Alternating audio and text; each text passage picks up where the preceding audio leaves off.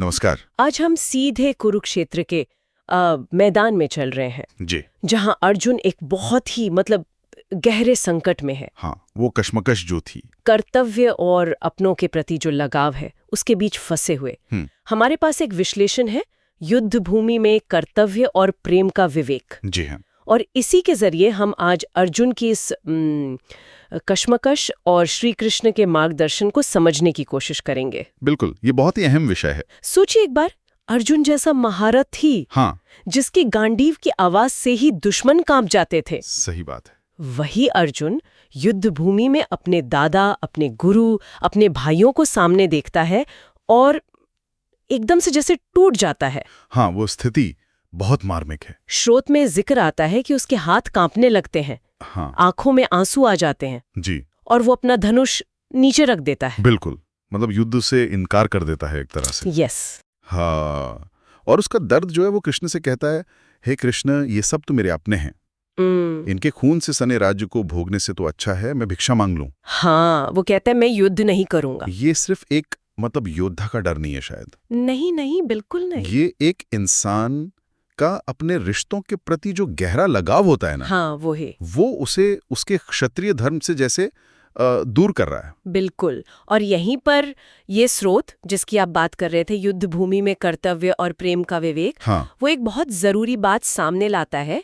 श्री कृष्ण अर्जुन की पीड़ा को समझते हैं, ऐसा नहीं है कि वो उसे नकारते हैं। अच्छा। वो रिश्तों के महत्व को मानते हैं, लेकिन वो अर्जुन को उस बहुत बारीक रेखा के बारे में समझाते हैं जो प्रेम और मोह के बीच होती है। प्रेम और मोह। हाँ, स्रोत के हिसाब से कृष्ण कहते हैं कि ये जो बहुत ज्यादा लगाव है, जो तुम्हें सत्य और तुम्हारे स्वाभाविक कर्तव्य यानी धर्म के रास्ते से हटा रहा है, वही मोह है। तो धर्म का मतलब यहाँ सिर्फ युद्ध करना नहीं है? स्रोत इसको कैसे समझाता है? नहीं, बिल्कुल नहीं, आपने सही पकड़ा।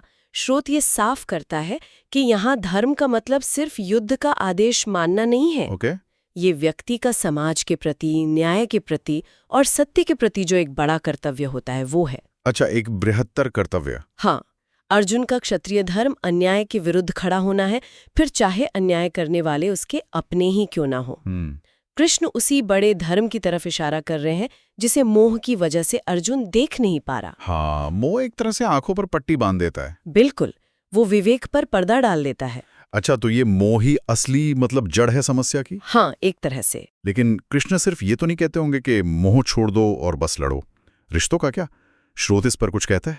हाँ, ये बहुत अच्छा सवाल है, क्योंकि अक्सर ऐसा लगता है कि शायद वो हृदयहीन होने को कह रहे हैं। हाँ, बिल्कुल। पर स्रोत बताता है कि कृष्ण का संदेश ये नहीं है। वो ये नहीं कह रहे कि तुम प्रेम करना छोड़ दो या सम्मान करना छोड़ दो। अच्छा। बल्कि वो कह रहे हैं कि इन भावनाओं को अपने विवेक पर, अपनी समझ पर हावी मत होने दो। कर्तव्य का पालन करो, प्रेम और करुणा के साथ करो, लेकिन फल की इच्छा या व्यक्तिगत पसंद नापसंद के बिना। मतलब निष्काम कर्म। हाँ, बिल्कुल। इसे ही स्रोत निष्काम कर्म के सिद्धांत से जोड़ता है।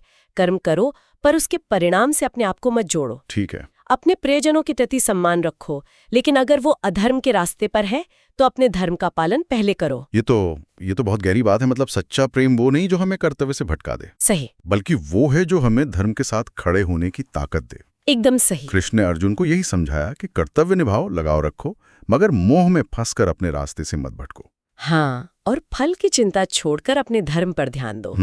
कृष्ण अर्जुन को एक तरह से क्या कहते हैं, भावनात्मक रूप से मजबूत होने को कह रहे हैं। सही। और स्थिति को सिर्फ अपने व्यक्तिगत हानि लाभ से ऊपर उठकर देखने को, धर्म और अधर्म के बड़े नजरिए से। हाँ, बिल्कुल।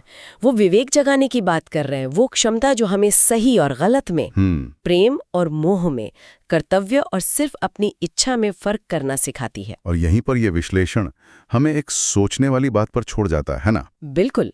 स्रोत की ये पूरी चर्चा, ये पूरा विश्लेषण हमें इसी सवाल तक ले आता है कि आज के समय में, आज के समय में इस युद्ध भूमि से बाहर हम जैसे आम लोग अपने अंदर उस विवेक को कैसे जगाएं? कैसे पता करें कि कब हम रिश्तों का सम्मान कर रहे हैं और कब हम मोह में फंस रहे हैं? हाँ, कैसे वो फर्क करना सीखें जो हमें हमारे सही रास्ते, हमारे अपने धर्म से भटका सकता है।